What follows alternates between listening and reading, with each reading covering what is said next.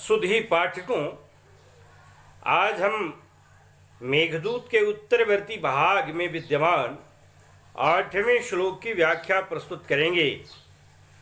महाकवि कालिदास द्वारा विरचित मेघदूतम संसार का सर्वोत्तम खंड काव्य स्वीकार किया जाता है। 2000 साल से भी पहले कभी गढ़ा गया प्रकृत खंड काव्य संसार का शायद सर्वप्रथम खंड काव्य रहा। इतने वर्षों के व्यतीत हो जाने के अनंतर भी सहृदय पाठकों के अंतस्थल को ये बराबर रसास्वाद से आप्लुत करता चला आ रहा है। मेघदूत का नायक यक्ष है और नायिका यक्षिणी है, जो क्रमशः धीर ललित और स्वकीया मध्या के रूप में समीक्षकों में स्वीकृत हैं। यक्ष मेघ को मित्र बनाता है और चूंकि अपनी प्रियतमा से वियुक्त है, इसलिए उसके पास संदेश वहन रूप कार्य संपन्न करना चाहता है। पूर्ववर्ती मेघ दूत के भाग में वह अपनी राजधानी, अपनी पुरी अलकापुरी में जाने के लिए मार्गों का कथन करता है, जबकि उत्तरवर्ती मेघ में, मेघदूत के उत्तरवर्ती भाग में वह अलकापुरी के विभिन्न भवनों, वहाँ की रमणीय स्थितियों, वहाँ की प्राकृतिक सुषमा आदि का वैशिष्ट्य उद्घाटित करता है। 8वें श्लोक में वह मेघों के भवनों में प्रवेश की बात को प्रदर्शित करता है। रामगिर्याश्रमस्थ यक्ष मेघ से कहता है कि हे मित्र, नेत्रा नीता सतत गतिना यद विमानाग्र भूमि रालेख्यानां सलिल कणिका दोषमुत्पाद्य सद्यः शंका स्पृष्टा इव जलमुचस्त्वादृशा जालमार्गैर् धूमोदगारा नुकृत निपुणा जरजरा निष्पतन्ति। शोक मंदाक्रांता छंद में है और समूचा मेघदूत ही मंदाक्रांता में है। प्रावृत, प्रवास और व्यसन, इन तीनों स्थितियों में मंदाक्रांता की शोभा होती है। साथ व्यंग्यार्थ के कवि कालिदास हैं, इसलिए बहाव पक्ष और कला पक्ष दोनों की प्रतिस्पर्धिता को ध्यानांकित करते हुए उन्होंने मंदाक्रांता का विन्यास किया है। यक्ष कह रहा है कि हे मित्र, त्वादृशा है जलमुचः, तुम्हारे जैसे जो जलमुच हैं, मेघ हैं, ये वायु से प्रेरित किए जाते हैं और उस अलकापुरी के भवनों में पहुँचते हैं। कह रहा ये जो जल लव मुचः, जल के लव माने कणों से, बिंदुओं को मुच माने छोड़ना, मुच धातु और क्विप प्रत्यय से योगे कृते मुचित शब्द संस्कृत भाषायां निष्पद्यते तर्हि रूपम प्रचलति मुच मुचौ मुचः जल लव मुच जल लव मुचौ जल लव मुचः। जल लव मुचः प्रथमा विभक्ति बहुवचन का रूप है। यक्ष कह रहा है कि हे मित्र मेघ, जल लव मुचः, जलकणों को छोड़ने वाले अर्थात मेघ, कैसे मेघ का त्वादृशा जल लव मुचः, तुम्हारे जैसे मेघ। त्वादृश युष्मद शब्द है और दृश धातु और कई प्रत्यय से योगे करते दृश है ति शब्द है निष्पद्यते भाषाया। युष्मद को त्व और आ का आगम होता है तो हो जाता है त्वा और दृश्य जुड़ जाता है तो अदृश्य बन जाता है। कई में अशेष बचता है, क और इ का लोप हो जाता है तो बन जाता है त्वादृश। रूप चलता है त्वादृश, त्वादृशौ, त्वादृशा। त्वादृशा है जल लव मुच, दोनों प्रथमा बहुवचन के रूप हैं। त्वादृशा है जल लव मुच, तुम्हारे जैसे मेघ। ये तुम्हारे जैसे मेघ पहुँचते किससे हैं, कैसे हैं? तो कहा कि सतत गतिना नीता। सतत गतिना, सततम गतिर यस्य सह सतत गति। सम धन तन, धन अक्ता, अक्ता प्रत्यय और तन विस्तारे धातु है, सम उपसर्ग है तो संतत शब्द बनता है। संतत में मकार का वैकल्पिक लोप हो जाता है, सम के मकार का, तो सतत भी बनता है। तो सततम एवं संततम कोश में आया है, तो दोनों ही हमेशा के अर्थ में व्यवहृत होते हैं। तो यहाँ सतत गति ये समास है। सततम गतिर यस्य सह, जिसकी गति हमेशा बनी रहती है, निर्बाध गति से चलती ही रहती है। और 84 लाख योनियों में भी बराबर, चाहे शरीर में हो चाहे बाह्य में हो, क्योंकि यद ब्रह्मांडे तत्पिंडे, जो कुछ ब्रह्मांड में है वही पिंड में भी है। तो इसलिए वायु जिस समय न हो शरीर में तो ये शव बन जाती है। तो इसलिए इसकी अवस्थित बराबर बनी रहती है। तुलसीदास जी ने अपने रामचरितमानस में लिखा है, चले मरुत 49 ग्रुप्स की बात की है। 49 गण हैं मरुत के, वायु के, पवन के, उनकी बात की है।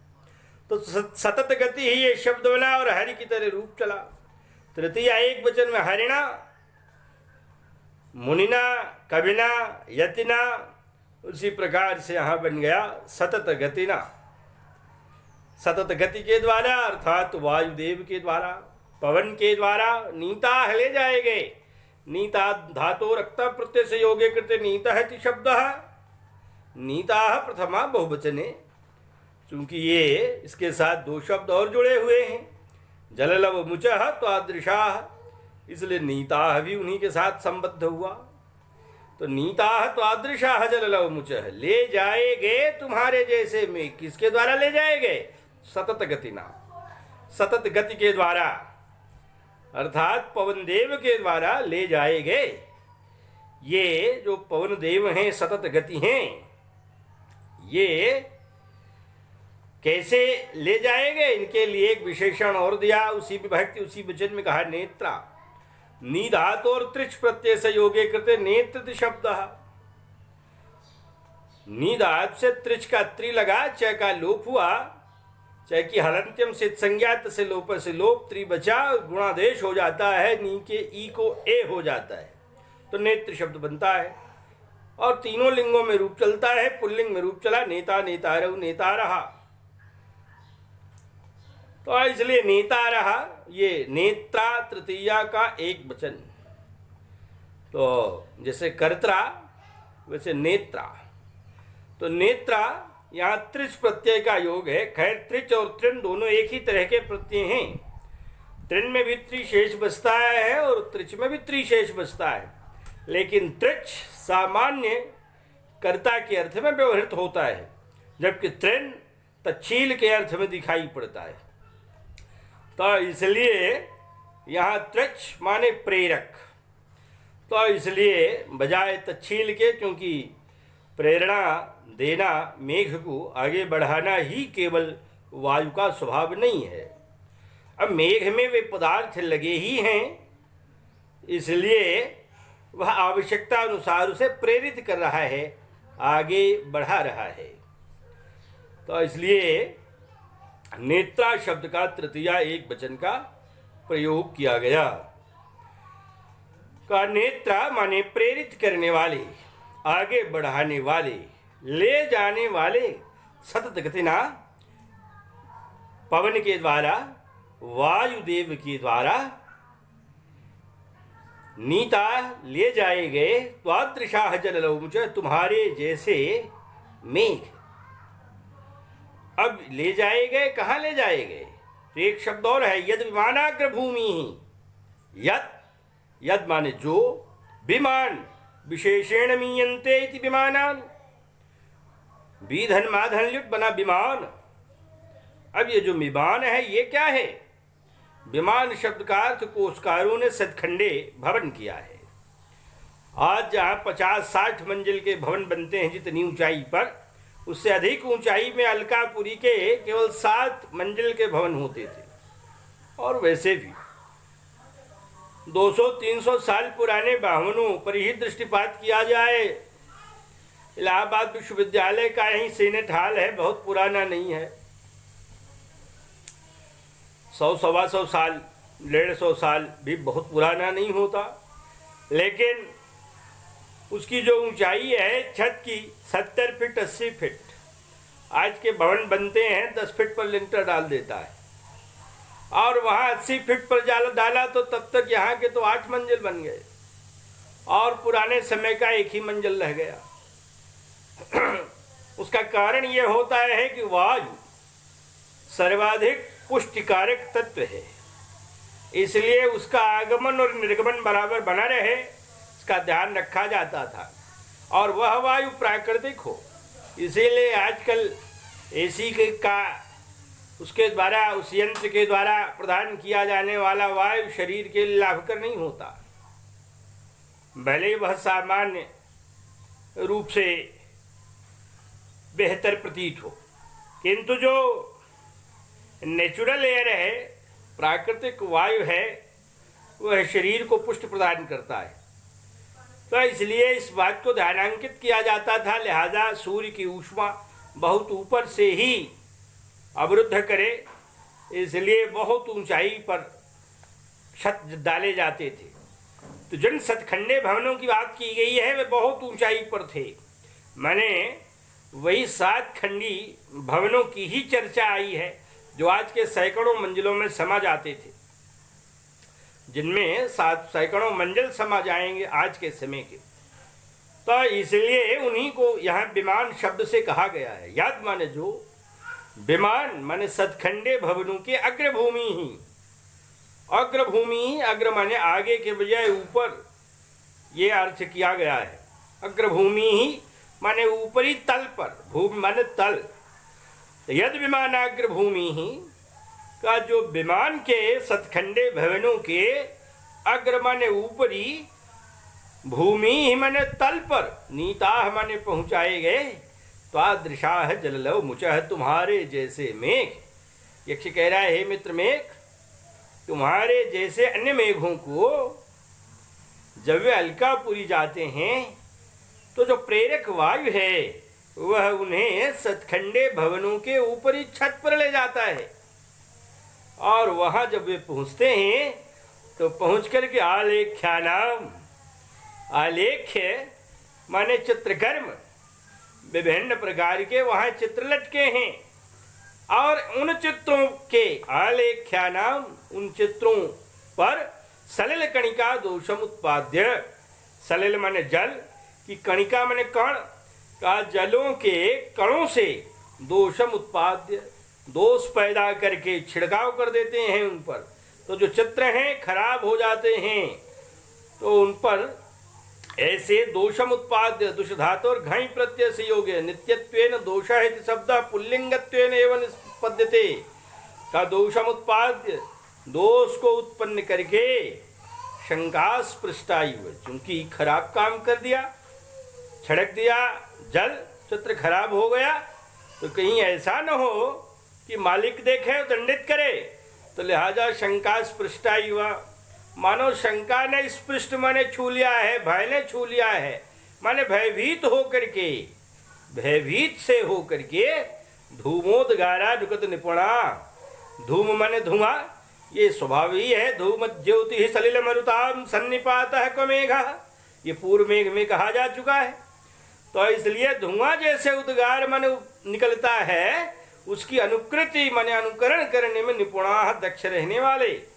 धुएं के उद्गमन माने बाहर निकलने में की अनुकृति करने में दक्ष रहने वाले वे मेघ सद्यः शीघ्र ही जर्जराः सन्तः, जर्जर हो करके, जब पानी वहाँ पर जल निकाल दिया है तो हल्के हो गए, क्योंकि जल ही जीवन है, जल ही उनकी ऊर्जा है। और जब बहिष्कृत हो गई तो फिर हल्के हो गए, तो जर्जरा संतहा, जर्जर हो करके जाल मार गई ही, जालियों के रास्तों से, झरोखों से निष्पतंती, बाहर निकल जाते हैं।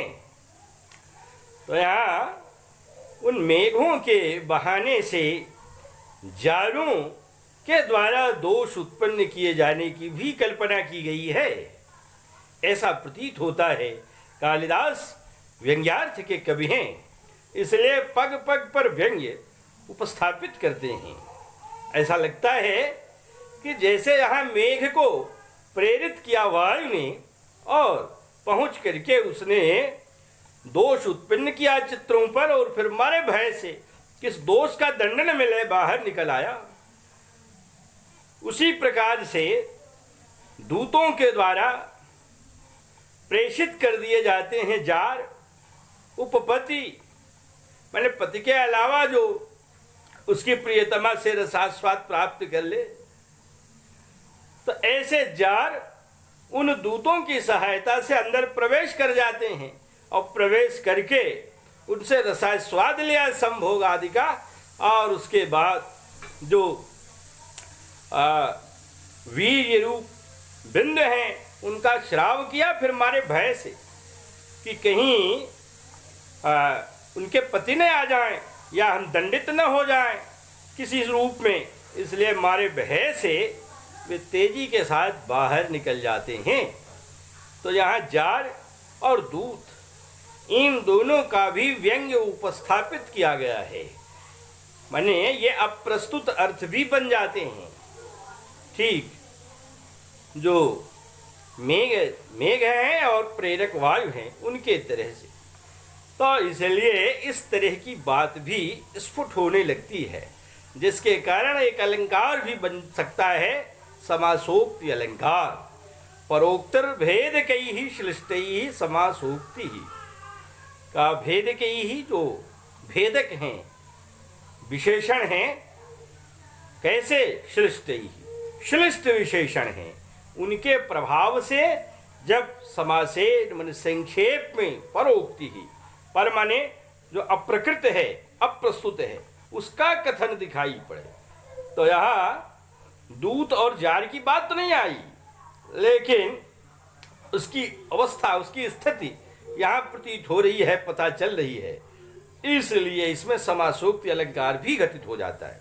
मिला लें, नेत्रा प्रेरित करने वाले सतत गतिना वायुदेव के द्वारा यद विमानाग्र भूमि ही का जो सतखंडे भवनों की के ऊपरी तल पर नीता ले जाए गए, वादृशाह जललो मुचाह, तुम्हारे जैसे मेघ, आलेख्यानाम चित्रों पर सरल कणिका दोषम उत्पाद्य ने जल के कणों से दोष को उत्पन्न करके शंका स्पृष्टायु, मानो डरे हुए हो करके।